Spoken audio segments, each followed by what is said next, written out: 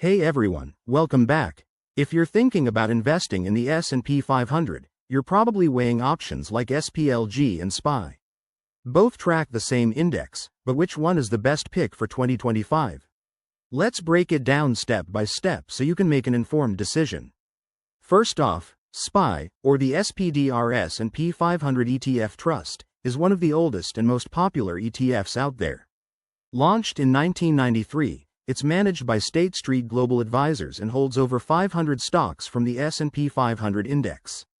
With an expense ratio of about 0.09%, it's straightforward and highly liquid, meaning you can buy or sell shares easily without much hassle. This makes it a go-to for active traders who want quick access and high trading volume.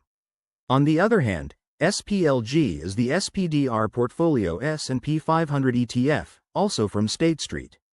It's a newer kid on the block, designed for long-term investors looking for a cost-effective alternative. Boasting a super low expense ratio of just 0.02%, it's one of the cheapest ways to get exposure to the S&P 500. SPLG is essentially a stripped-down version of SPY, with similar holdings but without some of the bells and whistles that make SPY more expensive. Now, let's compare them head-to-head. The biggest difference is fees.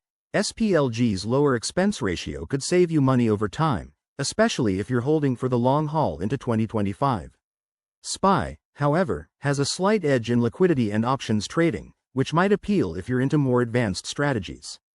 Both ETFs have tracked the S&P 500 closely, with minimal tracking error, but SPLG might edge out in tax efficiency due to its structure.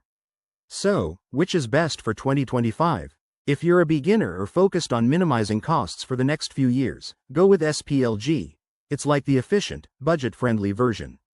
But if you need high liquidity or plan to trade frequently, SPY is still a solid choice.